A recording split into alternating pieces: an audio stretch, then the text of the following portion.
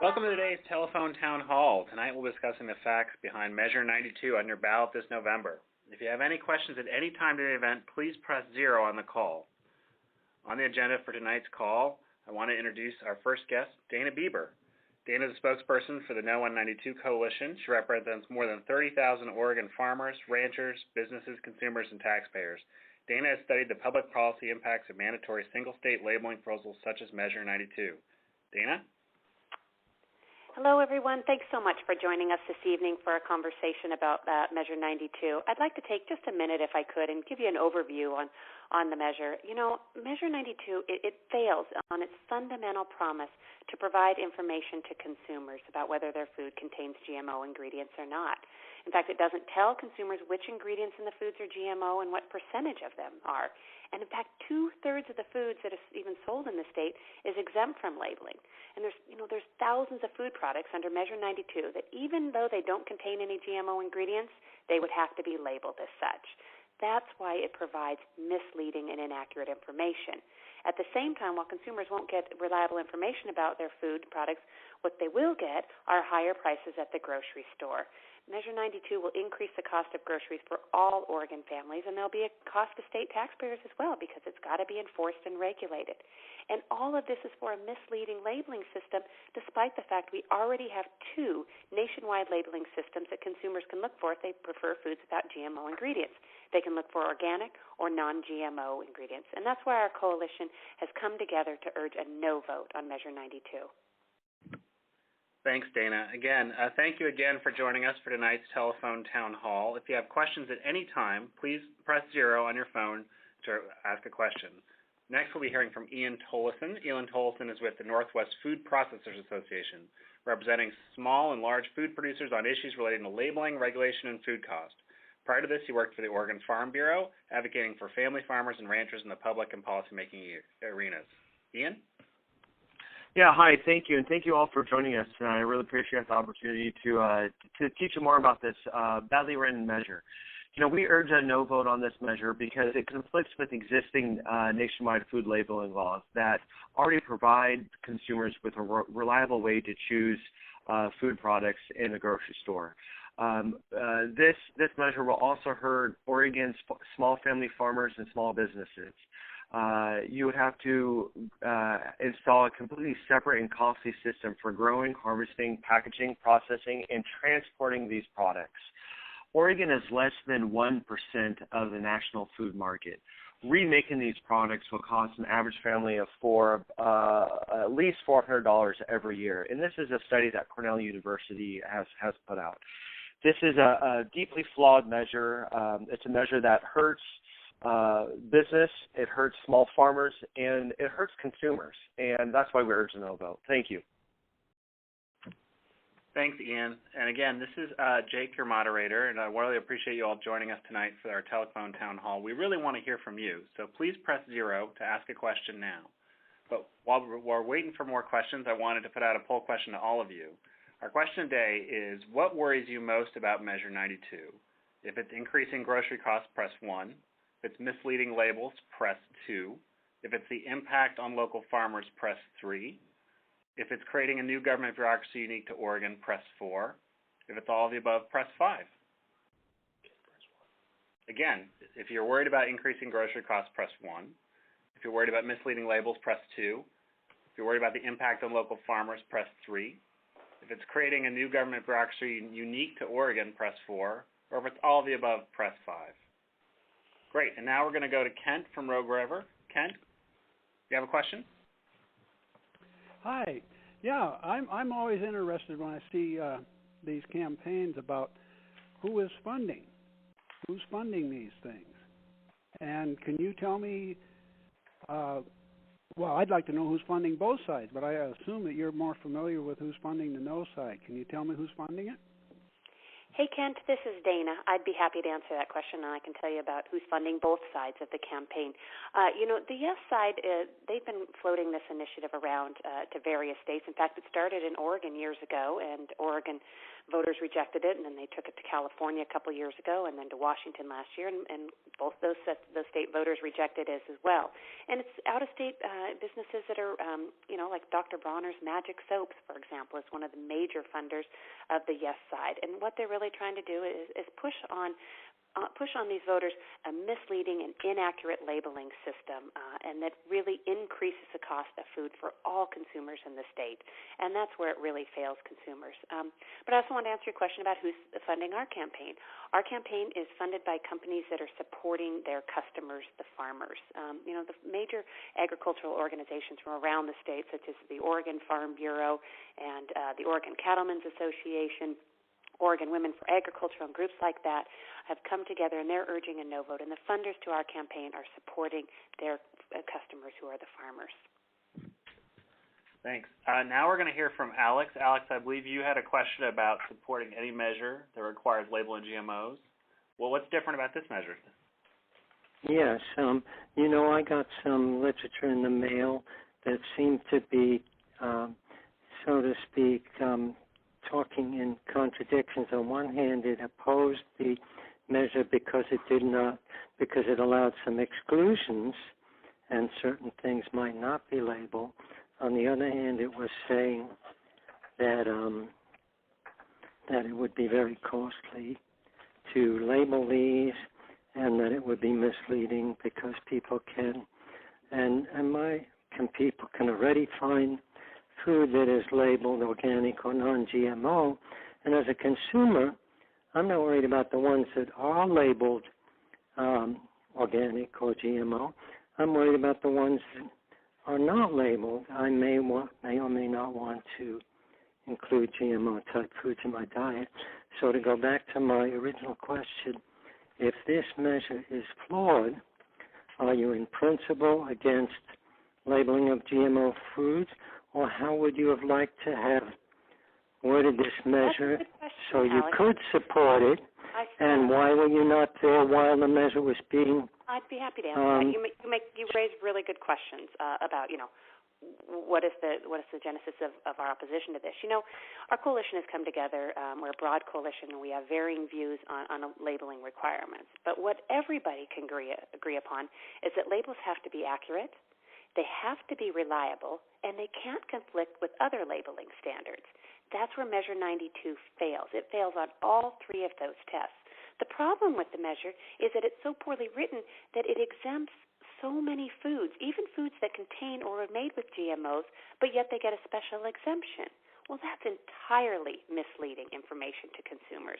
And then likewise, the way it's written, consumers would be looking at labels on food products that actually don't contain any GMO ingredients. For example, that's products like sugar or soybean oil or cornstarch. All those food products, even if they came from a GE plant, once they're processed, there's no DNA in the final product. Therefore, there's no GMO, but it would have to be labeled. Now, that's inaccurate information to consumers. That's why Measure 92 is so flawed, and it deserves a no vote. But at the same time, we recognize there are consumers who may prefer foods without GMO ingredients in them. For them, they can look for both the organic and non-GMO label. Both of those are reliable and accurate, unlike Measure 92. Thanks, Dana. Again, I appreciate you all joining us tonight for our telephone town hall on Measure 92. If you have a question, press 0. Now we're going to go to Lorna from Rogue River. Lorna? Hi. I am surrounded by uneducated non-voters. And when you hear advertisements on the radio and the TV about that Measure 92 is accurate, it's for our protection, it's going to help us, other countries have tried it, other states have tried it, and it works. How do I rebut that kind of information? Because there's so little information that people absorb before they vote or before they don't vote that it's hard to argue these issues. That's a good question, Lorna, and I'll take a stab at that. I think let's just keep it simple. This measure would require a separate system for growing, harvesting, packaging, processing, and transporting. In addition, they would have to create an extensive record-keeping system to track every step and provide a sworn statement as the food moves from farm to processing plant to transportation to the grocery store to finally arrive at your dinner table. So all through the entire food supply system, someone is going through extra steps. And frankly, that just costs people money. I mean, we all learned this in high school economics class. When more cost is added to producing the product, it just gets passed on to the consumer. That's exactly right, Ian. And it's not just consumers, however, Lorna, that are going to pay for this. It's taxpayers as well. Because under Measure 92, there's not one but two state agencies that will be required to write hundreds of pages of regulation, and then they're going to have to enforce Measure 92, which will require testing at thousands of farms around the state for tens of thousands of food products in thousands of stores across the state to ensure compliance. And in fact, the Department of Administrative Services has estimated that'll cost $14 million every budget cycle. And it's important to note there is no funding source for that identified in Measure 92, nor is there any limit to taxpayer money that can be spent on it. So, yeah, consumers are on the hook and taxpayers are on the hook for the increased costs. It's one of the many reasons that Measure 92 deserves a no vote. Thanks, Lorna. Again, if you're just joining us, you can press 0 to ask your question. And if you missed our poll question, I'll just go through that again quickly. We asked you, what worries you most about Measure 92? If it's increasing grocery costs, press 1. If it's misleading labels, press 2. The impact on local farmers, press 3. If it's creating a new government bureaucracy unique to Oregon, press 4. Or if it's all the above, press 5. Now we're going to go to Jim and Ben. Jim? Yeah, hi. My name's Jim. My question was concerning the percentage of family-owned farms as opposed to multinationally corporation-owned farms, or maybe contracted to the local farmers to the multinational corporations for sole distribution. Could you answer that, please? Yeah, hi, Jim. I can take that. I worked for Oregon Farm Bureau for a few years, and I was really surprised of how many small family farms there are. And actually, the Oregon Department of Agriculture puts that number about 97%. 97% of the farms in Oregon are run by small family farms that are multi-generational. Now, some may choose to incorporate in terms of tax structure, and so there's really no difference in that. This is what will hurt if this measure passes. All these small family farmers that want to choose how they grow and how they produce their food would have to be completely have to go through a new separate standard that is only unique to Oregon. Thanks, Jim. And again, if you have a question, press 0 now. Now we're going to hear from Rita and Grand Ronde. Rita? Hi. Are you there? Yep, go ahead and ask your question. All right. How does letting government continue to rob our farmers of the bare benefits of farming when they are trying to keep healthy foods on our tables? And does it really help when customers are not able to afford natural as possible foods without being processed to nearly no nutritional value?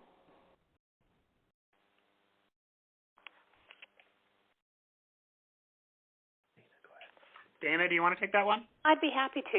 Rita, you make a very good point about that. This is an example of another burdensome requirement on Oregon family farmers. They're the ones who get hit the hardest by this because the way that Measure 92 is written, Oregon small family farmers, what they'll have to do is they've got to segregate their crops from the very start. It means that they have to have two separate sets of equipment, one for GMO crops and one for non-GMO crops, in order to comply with Measure 92. That entire segregation has to follow them all throughout farming, including where they store it and how they transport their crops.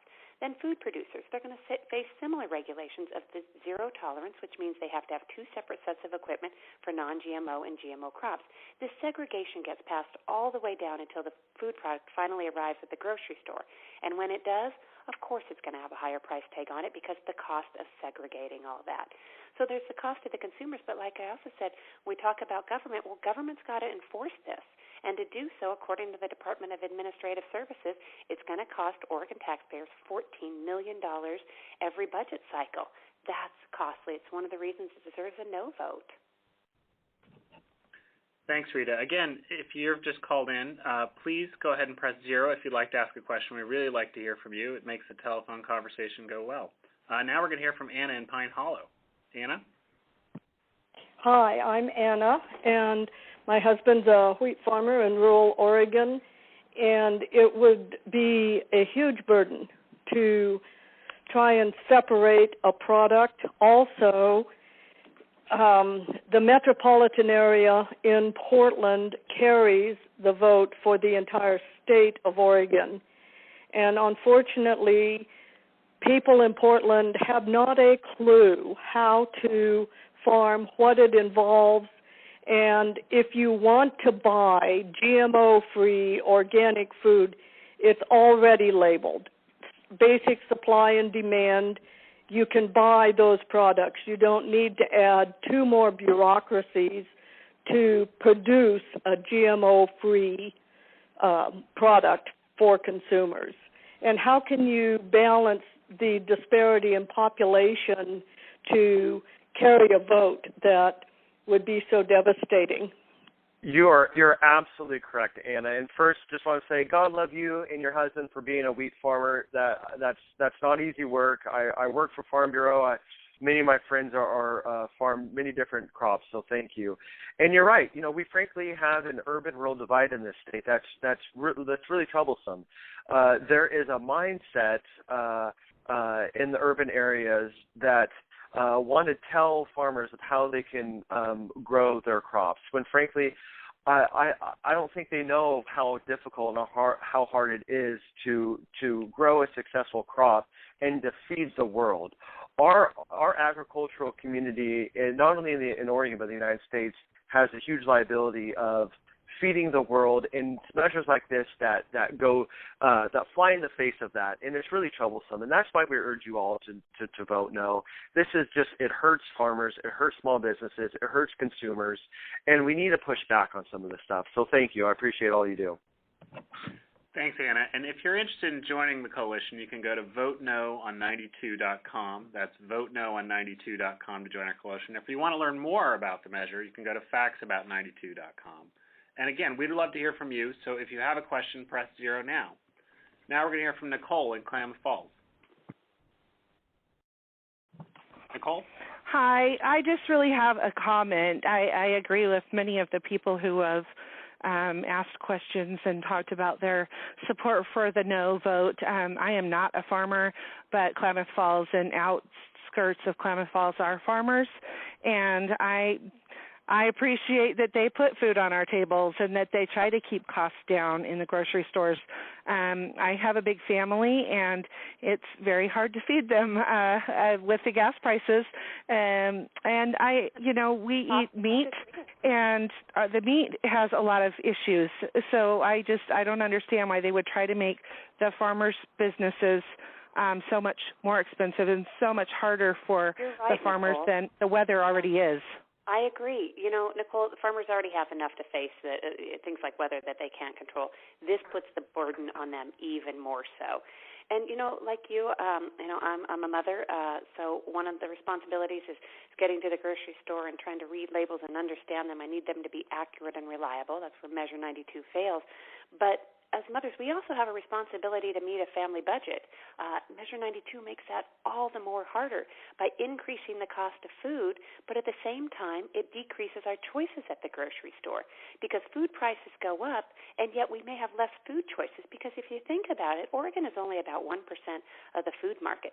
So there's going to be some food companies, smaller food companies, who simply aren't going to sell their products in the state of Oregon because the cost is too high and the liability risks are so great, and therefore that reduces consumer choice and yet at the same time increases consumer costs. It just doesn't make any sense. That's why our coalition has come together to urge a no vote. Thanks, Nicole. And again, if you'd like to participate, press 0 to ask a question. Now we're going to go to Larry in Madras. Larry? Oh, yeah, hi. Hey, the question I had asked was, you know, I listen to these ads, or I see these ads on TV for the yes on 92, and I would think that if they are so concerned about our needing to know about the GMOs in the food, that there would be a reason or something they're trying to protect us from, and that they would be able to, you know, enunciate what that would be. And apparently they have no specific reason they can give us for having us get this information, other than the fact that we, I guess, intrinsically as Americans should. You're right, Larry, because they can't cite why they're trying to push this Measure 92 on voters. You know, because first they'll say, well, you know what, it's all about providing information as whether there are GMO ingredients in your food. Well, that's not true, of course. I mean, the first thing they did is exempt 2/3 of the food and beverage that's even sold in the state. And then there's special exemptions for foods that they contain GMO ingredients or were made with GMO ingredients. Yeah, they're still exempt. And then food products that actually don't contain GMO ingredients, well, the way the initiative is written, it would have to be labeled. So obviously it's not about giving consumers accurate and reliable information. And these are the same foods that we've been eating for the past 20 years. We've been feeding our family for decades. So obviously there's no health risk or health concern with any of this. But instead, all we get is bad information, but yet higher prices for the cost of the food. It makes no sense, particularly when you consider there's already 2 nationwide labeling systems that provide this information. Consumers can look for organic or non-GMO label. Both are reliable and accurate. It's why Measure 92 just firmly deserves a no vote. Thanks, Larry. We're going to ask our second poll question now of the night. And that question is, what actions are you willing to take to protect Oregon consumers from this costly measure? If you're willing to encourage your family and friends to vote no on the Measure 92, press 1. If you're willing to write a letter to the editor about voting no on Measure 92, press 2. If you're willing to post information on Facebook or Twitter, press 3. Or if you're willing to do all the above, press 4. Again, if you want to encourage friends and family to vote no on Measure 92, press 1. If you want to write a letter to the editor about voting no on Measure 92, press 2. If you're willing to post information on Facebook or Twitter, press 3. Or if you're willing to do all the above, press 4. Now we're going to go to Leonard in Canyonville. Leonard, I understand you have a question? Yes. I still didn't really get a good answer. I got some of it covered on that, why the other farmers are going yes for it. But there's quite a few of them on TV that says you should know what's in your food and hey, Leonard, vote a yes. A question about farmers, is that right? Yeah, these are farmers on TV. Yeah, hi, Leonard. I can take that question. You know, I work for Oregon Farm Bureau. We represented 10,000 farmers nationwide or statewide. Oregon Farm Bureau is the largest agricultural organization in the state, and every single large ag organization in the state opposes this measure. The No 92 Coalition represents over 30,000 farmers and businesses that urge a no vote. You know, they seem to be a little bit, you know, I think a very small segment of the population, but every major ag organization opposes this. Thanks. Again, I'm going to read our poll questions. What action are you willing to take to protect Oregon consumers from this costly measure? If you're willing to encourage family and friends to vote no on Measure 92, press 1. If you want to write a letter to the editor about voting no on Measure 92, press 2. If you're willing to post information on Facebook or Twitter, press 3. If you're willing to do all the above, press 4. And if you just joined us, remember you can always press 0 to ask your question. Now we're going to go to Sam in Wolf Creek. Sam? Sam, are you still there? Yes. Great. Well, what's your question for tonight? Well, I had asked a question that how do they expect the small amount of farmers that are for this, and there's a bunch of them, but most of them are small farms that don't produce enough food in quantities to feed the rest of the world, the poor and the elderly. And my question is, how do they intend to lower their food costs where these people can afford it? Now, there's more people in Oregon that are hungry than almost any state. You're exactly right, Sam. You've got your facts 100% accurate. You know, one of the biggest problems facing Oregon is hunger, particularly childhood hunger. The cost of food is one of the driving forces behind that. Measure 92 only exacerbates the problem, and it exacerbates the problem for all Oregon families trying to make ends meet, particularly when it comes to the cost of food. You know, when you're looking at a labeling requirement just for this state, it's going to increase the cost of food, but yet you don't get anything for it. You get higher prices at the grocery store, but what you don't get is any additional information. In fact, you get the opposite. You get inaccurate and misleading information. The costs that are borne by Measure 92, like I mentioned, it's not just to consumers, though. You see that at the grocery store every few days when you go to Fred Meyer, but it's also going to be as a taxpayer. Somebody's got to fund this, and it's going to be state taxpayers. And like I said, it's $14 million, according to the Department of Administrative Services. It's all costs and no benefits, and it's why Measure 92 deserves a no vote. Thanks, Sam. And again, if you want to learn more about the measure, go to factsabout92.com. Now we're going to go to Kelly in Albany. Kelly? Good evening.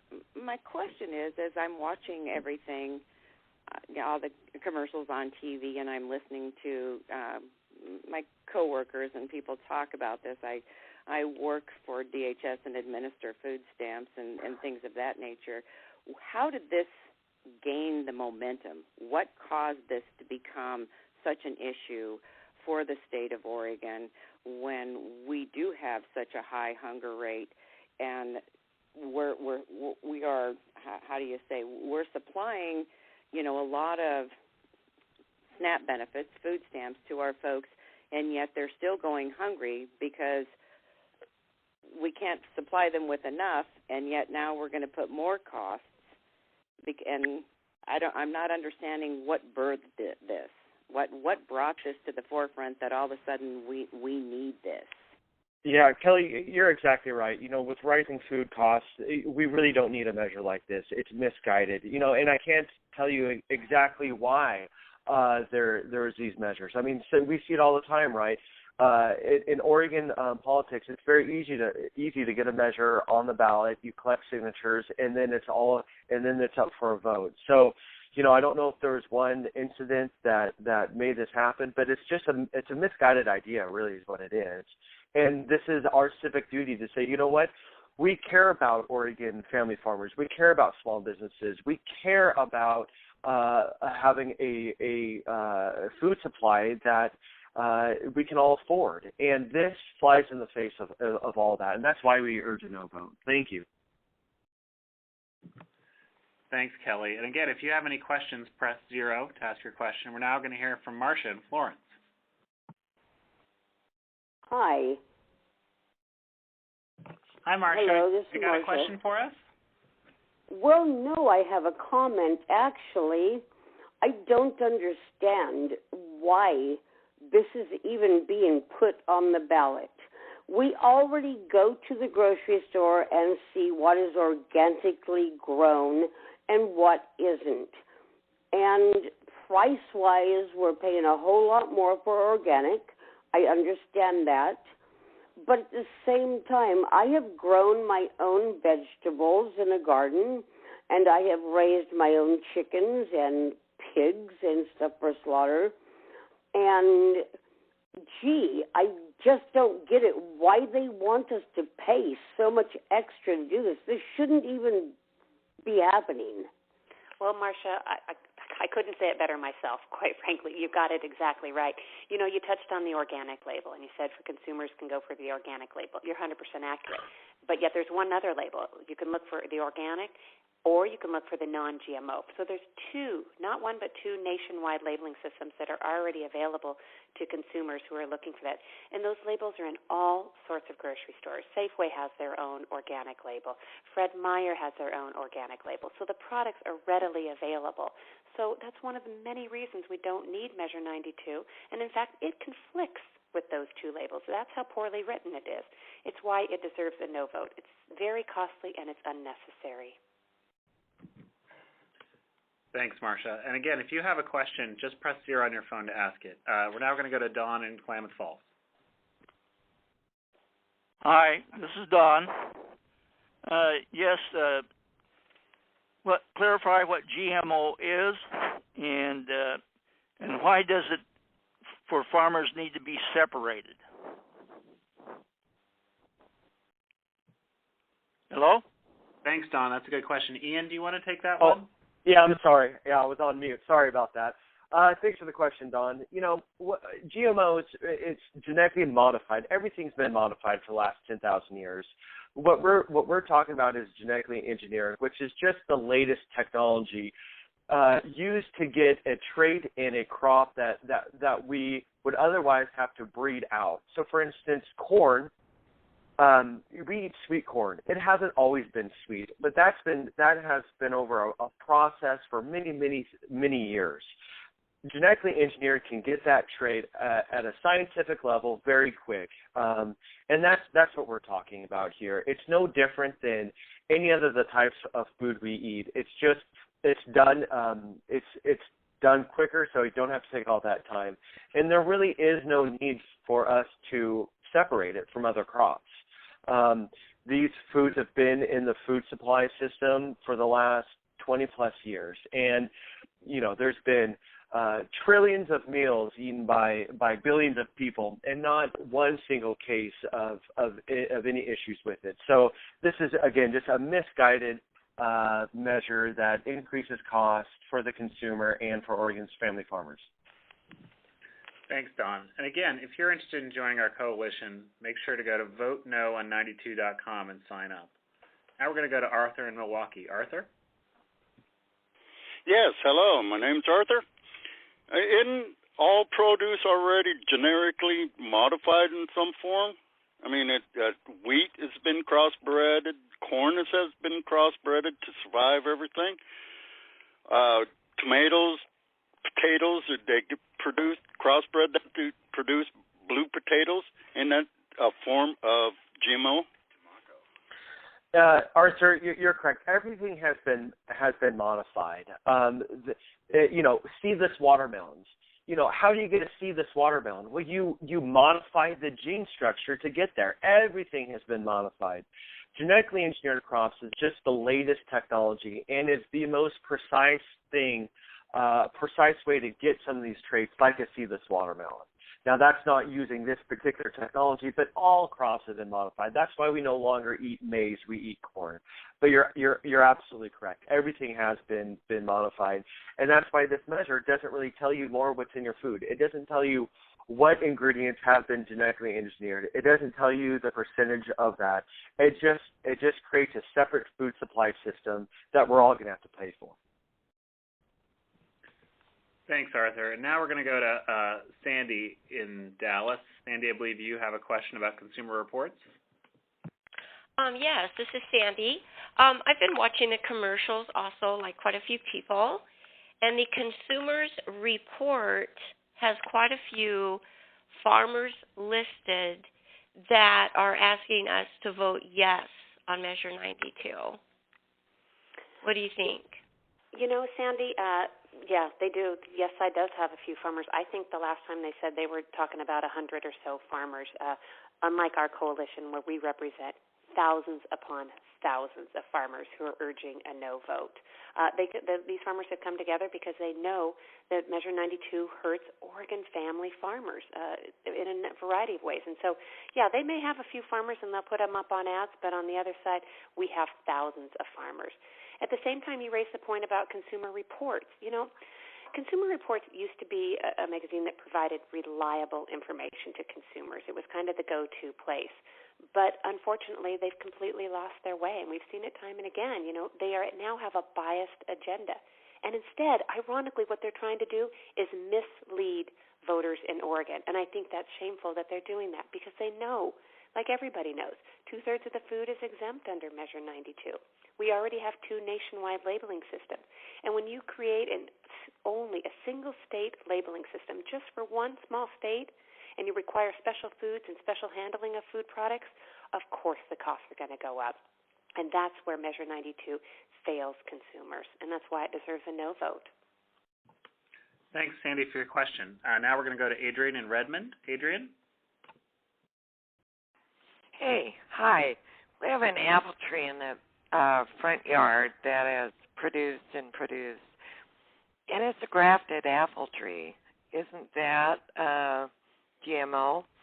Okay, the bottom line, in my opinion, is with our growing population and our soil not being what it used to be, we have to find a way to feed the people. And if we're having to go to GMO to do this, we have to do it. I want us to produce the most healthy food we can, but in light of the population explosion, what are we going to do? Let people starve? I completely agree. Yeah, I completely agree, Adrian. That apple tree that's been grafted, you're right, it has been genetically modified. And this is why this measure doesn't give any accurate information. It would not require those apples if you sold them to be labeled, but it would require other types of crops to be labeled. You know, we have a great farming community here in the state and here in this country, and it takes all forms of agriculture, organic, conventional, genetically engineered, everything. This is one tool in the toolbox. But if we have measures like this that limit the ability to provide technology, then we're never going to be able to feed this growing population. And this is why it's so troubling. There's technology on the horizon that would be stunted if measures like this would be passed. This is why we urge a no vote. It's very important that we have everything available to us. Thank you. Thanks. And again, if you have a question, press 0 on your phone now. Now we're going to go to David in Milwaukee. David, do you have a question? Yeah, hi. My comment and question is this. A couple of people asked, why did this movement even start in the first place? And it reminds me of the vote against fluoridation of the Portland water supply, which never made any sense. There's no scientific evidence to support that position. Neither is there any scientific evidence to support any sort of hysteria about GE ingredients. And there's a statement that's been issued by the American Academy for the Advancement of Science, which says, and somebody sort of referred to this general statement, which says there has been no evidence whatsoever that there's any health risk in consuming ingredients that have been developed by GE. So I just suggest that your Farm Bureau, and I completely agree with everything you're saying, also emphasize this fact more, that people who suspect there's some inherent risk in GE ingredients, that there isn't, period. Boy, David, this is Dana. You've clearly done your homework because you got your facts 100% right. You know, these are the foods that we've been serving to our families for over 20 years now. I mean, there have literally been billions of people who have eaten trillions of meals with GMO ingredients, and yet not one negative consequence to that. They are the most studied crop in our entire food system. I mean, organizations, and David, you mentioned a couple of them, the American Medical Association, the World Health Organization, you mentioned the National Academy of Sciences. All of them deem not only are GE foods safe, but they're actually identical to non-GE foods safe. There is absolutely no scientific reason at all for labeling of GM foods. In fact, the American Medical Association actually opposes the labeling of genetically modified foods. And so that's one of the many reasons that our coalition has come together, and we just believe that Measure 92 deserves a no vote.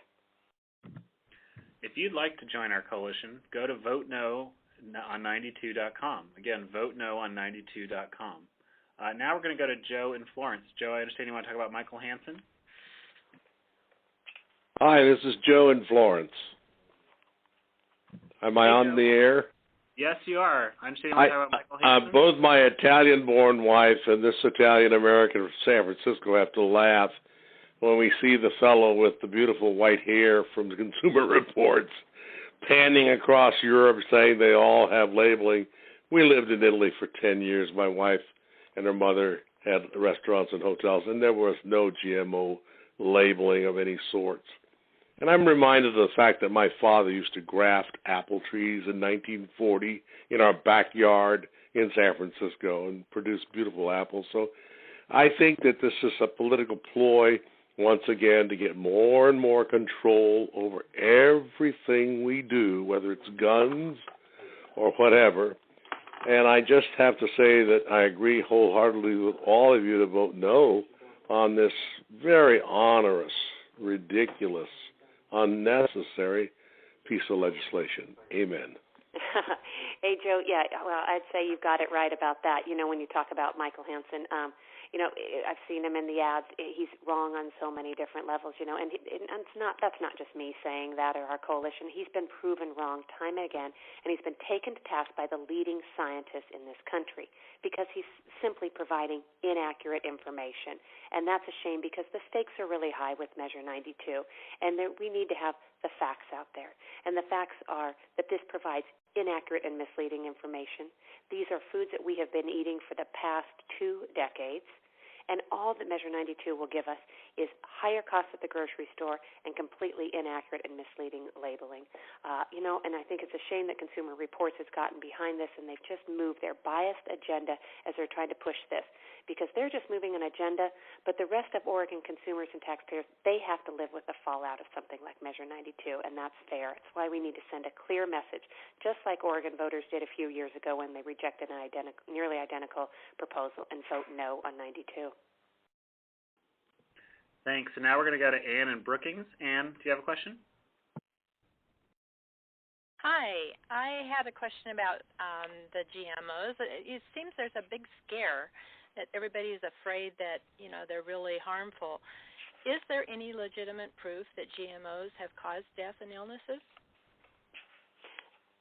Yeah, actually, and there's the exact opposite. In fact, as we were talking a little bit earlier, these are the most extensively tested food in our entire food system. And over 20 years we've been eating these foods. They've been studied by every scientific organization in this country and across the world. And the scientists all conclude the same thing. Not only are GMO foods safe, but they're actually identical to conventional crops. So we have overwhelming scientific evidence that say these foods not only are they good, but they are safe and identical. Yes, and I would just like to add that, it takes about 13 years of research to get these products to market. They are heavily monitored by United States Department of Agriculture, Environmental Protection Agency, and the Food and Drug Administration. In addition to that, there's been over 1,700 peer-reviewed studies, and they all come out in the same. They're all saying the same thing, that these foods are safe to eat, safe for the environment, and in many cases are a better alternative than their conventional counterparts. Thanks, Ann. We're going to ask our poll question for tonight one more time, which is, what actions are you willing to take to protect Oregon consumers from this costly measure? If you're able to encourage friends and family to vote no on Measure 92, press 1. If you're willing to write a letter to the editor about voting no on Measure 92, press 2. If If you post information on Facebook or Twitter, press 3. If you want to do all the above, press 4. Now, for our last question tonight, we're going to go to Robert from Kaiser. Robert? Yeah, I guess you're talking for me, Robert Robinson. Yeah, I look at this thing and I can't understand why they want to make it hard on the farmers. Our farmers do us a very good job, and I've been very pleased. And you know, I'm 82, so I'm getting up there. I've been around a while, and our farmers, we have some of the best farmers in the country, and I don't want to see them costing them a lot of money when they do, I think, a perfect job already. You know, Robert, you're absolutely correct. You know, I've worked with Oregon farmers my time at Oregon Farm Bureau and still at my current position, and they have a tough task to do. And putting a more regulation on them that hurts their business, that hurts their family farm, is not going to allow them to feed the world. And you know, this measure is just a poorly written measure that doesn't give consumers any more information. Again, it doesn't tell them what percentage of the product is GMO. It exempts 2/3 of the foods we eat. Doesn't include alcoholic beverages, food served in restaurants, meat and dairy products. I mean, I can go on and on and on. You get the point. This is a poorly written measure, and that's why we urge a no vote. And we hope you can join the coalition in defeating this poorly written measure. Thank you. Everyone, thank you so much for joining us this evening. We spent, a little over 45 minutes talking about this, and we appreciate you taking the time to have a conversation with us. As we talked about this evening, and Ian just mentioned it, Measure 92 is just a poorly written measure that doesn't follow through on the promise of providing information. But it will follow through on the promise of increasing the cost of food, that's for sure. But for this, all consumers get is higher prices at the grocery store for misleading labeling. It's costly. It's all about It's all about cost and no benefits. And it's important to remember, at the same time, there are consumers who want to purchase foods without GMO ingredients in them. They can look for not one but two labels, the organic or non-GMO label. Those are reliable and accurate. They don't have all the costs associated that Measure 92 does, and Measure 92 hurts the Oregon family farmers. So we urge you to tell your family and friends to get the facts about Measure 92 and vote no. And thank you again for your time this evening.